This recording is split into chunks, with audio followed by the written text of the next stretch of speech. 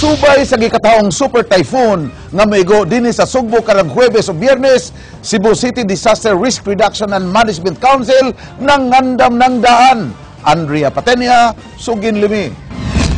Nangandam na ang mga opisyales sa Cebu City Hall alang sa posibleng pag-agi sa super typhoon nga si Yolanda karong Huwebes o Biyernes dinhi sa Kabisayan. Matud sa pangu sa Cebu City Disaster Risk Reduction Management Council kung CCDRRMC, nag-assign na sila og mga task force nga panguluhan sa ilang sakop. Gawa sa ilang mga assignments, nag-inventory na sab sila sa ilang disaster response equipment. Matud ni Cebu City Mayor Michael Rama nga himuong abli kanunay ang kompanya maritima sa may SRP aron kabutangan ning maong ekipo. Gikolekta na sab nila ang contact number sa mga barangay officials aron maka-text brigade sa mga pahimangno gikan sa City Hall. Mando sab nila sa kabaranggayan nga i-check na ang kalig-on sa ilang mga pampublikong pasilidad nga mao'y giplanuhang himuong evacuation site. Possible ng mga sports complex, but ang ato yun is kanang mga barangay halls ug dako-dako ready. But gi-task sa na ni Councilor Tumulak na sa iyang staff nga tawagan daan ang mga barangay officials karon i-identify og asa ang ilang mga evac center, possible evac center. Ugma posibleng pabakwiton ang mga lumulupyo daplin sa coastal areas ug sa mga sapa, depende sa kalambuan sa direksyon sa bagyo.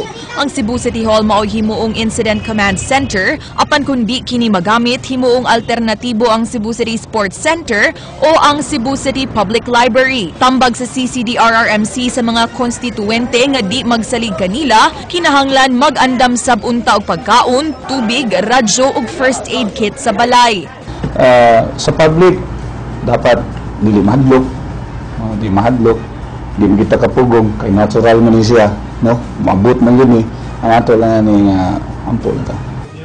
Mipahibaw sab si Rama nga mag-agad pa siya sa pag-asa alang sa posibleng suspensyon sa klase karong Huwebes ug Biyernes. It will always be a possibility.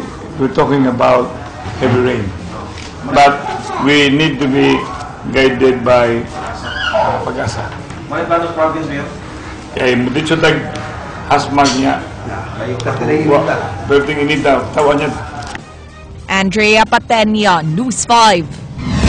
Gimanduan na sab sa pangu sa PRO7 ang mga pulis nga gibansay sa search and rescue nga mag-andam nunod sa gilauman nga super typhoon. Jinky Bargio, Sugin Limi. Biyernes sa gabi, giingong mo landfall na ang bagyong Yolanda din usa sa mapektuhan mo ang amihan ng bahin sa lalawigan sa Sugbo. Tungod ni ini, gimanduan sa hepe sa Police Regional Office 7 ang kapulisan nga hanas sa search and rescue operation nga kanunay alerto nunot sa kadaot nga hatod unya sa maong super typhoon. Ano yung preparation na yan? Of course, to check yung existing search and rescue equipment, to conduct inventory on the number of personnel who have training on search and rescue operations. Atol ning pagbalita, ang Office of Civil Defense sa rehiyon mitala og 5 ka mga panimay nga totally damaged, samtang 4 ang samaran sa dakbayan sa Lapu-Lapu, samtang siyam ang samaran ug dunay partially damaged nga mga Pinoy-anan sa dakbayan sa Mandawi. Giawhag sa Office of Civil Defense ang katawhan nga kanunay magbinantayon ilabi na kadtong anaa sa flood-prone areas ug landslide-prone areas. Our aim is for zero casualty. Then we are proactive because it should be, our emphasis should be proactive rather than rescue. So meaning ato silang pahimagnuan jud dagaan ato mga warnings ang ato ang mga kaigsuulan nga namuyo sa mga makuyaw nga lugar, mga posible. Jinky Bargio, News 5. Dunay awhag ang Mines and Geosciences Bureau sa DENR7 ngadto sa mga boat motukod og panimay o bisan unsa nga edipisyo. Mas mayo kunong ipaubos unang inyong yuta sa usa ka geological and geohazard assessment. King Perez, Sugin Limi. Sa katakuha, katong portion lang siguro. Gipahibaw sa Mines and Geosciences Bureau nga padayon ng ilang assessment, lakip na sa paghimo silang 10,000 scale geohazard map sa mga sinkholes nga resulta sa linog ni atong Oktubre 15. Usa ka sinkhole dinhi sa Sugbo nga nahimutang sa barangay Kanhulaw, Lapu-Lapu City ug dulan usa ka gatos ka sinkhole sa Bohol ang natala sa maong buhatan. Advice pod ang mga tao nga to report immediately kung sa ilang mga observation, no? Kay dili man wala man tap dito pod kanunay nga nag 24 hours na sa lugar. Galing mamugna ang sinkholes kun limestone ang dakong bahin sa yuta sa sakadapit. Dulan sa 70% ang limestone sa yuta dinhi sa Sugbo. Limestone sabang kadaghanan sa soil composition sa probinsya sa Bohol ug Siquijor. Dinhi sa limestone areas ani mo gud ni ma-develop ang kini atong mga caverns, mga langob. Okay. Mao nga awhag sa MGB7 nga ipaubos ang mga luna sa usa ka geological and geohazard assessment sa kadtong mga nagplano sa pagtukod og panimalay sama sa mga subdivisions ug buildings. Gikinahanglan sab kini sa pagkuha og Environmental Compliance Certificate kon ECC. Apan bisan og makapasar sa assessment, way kasiguruan nga dili mahimo ang sinkhole sa maong dapit labaw na kun limestone rich ang usa ka lugar. Pero wala na to gibutang nga diri dapita ang kay ang langob di man nato maibawan og asa dapit ni asa siya di-develop dapit yun specific areas, but there's of course there's instrumentation nga pwede nato makita kung asa dapit. Hinungdan nga giawhag sa MGB7 ang kanunay nga i-monitor sa mga local government units ang mga geohazard zone sama sa sinkholes. King Perez, News 5.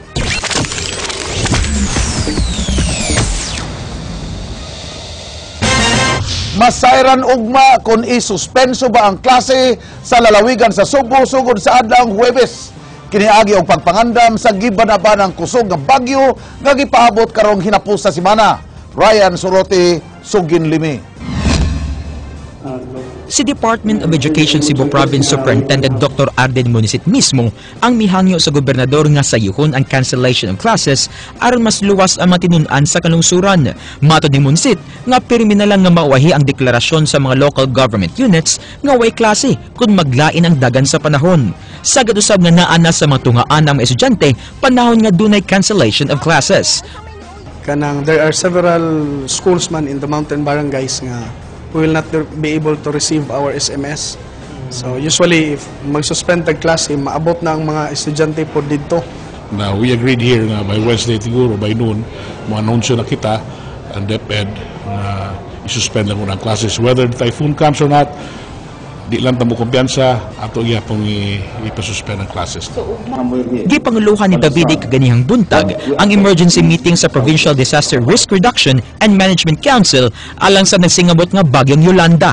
Base sa Joint Typhoon Warning Center, gibana-bana ang bagyo nga dunay sustained wind nga 240 km per hour ug paghapak sa hangin nga moabot sa 290 km per hour.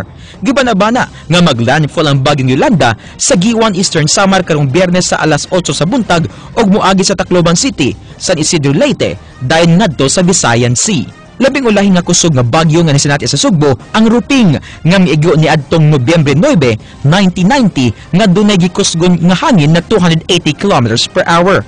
Ipaabot nga karong Biyernes sa gabi, mabantayan sa Sugbo ang labing kusog nga hangin sa bagyo nga mokabat og di mulabaw sa 90 km per hour. Ang possibility nga adto na sa Luzon, no? Kaya ito makita gali karon wala bupadung sa Manila. Kung ato sa Luzon, ato sa Manila, no? Kaya makita na to projection na to ron, naman sa Igong Manila kaning October, November, December. Dugang ni Tabada nga dunay posibilidad nga mosaka pa ang gian sa bagyo paingon sa Luzon. Pahimangno sa PDRRMC sa tanang mga lungsod ug dakbayan sa amihan ng bayan sa lalawigan nga mangandam na daan aron makalikay sa disgrasya. Mostly sa northern municipalities, no, mga coastal municipalities na siya, no, island municipalities sa Bantayan, but considering the model nga medyo dako siya coverage, we should be saying na siguro the whole of the northern area should be prepared, even diri kita sa city. Ryan Sorote, News 5. Department of Education may klaro nga way gitugutan sa pagkolekta og amutan alang sa United Nations Day ni atong Oktubre 24. Gipatinaw kini sa mga kadagkuan sa DepEd Region 7 nunot sa mga reklamo nga dunay mga estudyante nga wala maka-appeal sa examination kay wala makaamot. Ray Pasaporte, Sugin Limi. Wala man amot ang United Nations Day. There is no contribution. What for? Mao kini ang giklaro ni Caridad Labe, ang Assistant Regional Director sa Department of Education dinhi sa Central Visayas. Kinisubay sa reklamo nga nadawat sa News 5 bahin sa duha ka magtutudlo sa pampublikong tunghaan sa probinsya nga nagdumili sa pagpatake og exam niadtong mapakyas paghatag sa amutan. Mga estudyante mireklamo nga gipangayuan og tag 200 pesos matag usa alang sa United Nations Day nga gipahigayon niadtong Oktubre 24. Ang pangan sa duha ka magtutudlo gipugnan lang una sa News 5 kay wa pasab makuha sa ilang habig. Laing amutan nga gireklamo sa mga tinun-an mao ang 60 pesos nga raffle ticket, laing 60 pesos nga amutan sa wall electric fan, duha ka tag 150 pesos nga t-shirt. The more it is prohibited because the secretary is very clear on that, and our leadership in the region is very clear. There is a prohibition in collections of like for raffle tickets and all these things from the children because it's education is compulsory in the elementary, and in the secondary the government is doing its best even to educate. Matud ni Labi, ang kapakyas paghatag sa amutan dili mahimong babag sa pag-take og exam sa mga tinun-an. Ang DepEd wala magtugot ni ini. You have to get your complaint first because under the law, if you have the right and you know that's why you're here. But for me to take action, I have to know them, I have to know their school. If you want it confidential until results are there, I can do it. But certainly, I would need a cause of action other than coming over here. Ray Pasaporte, News 5.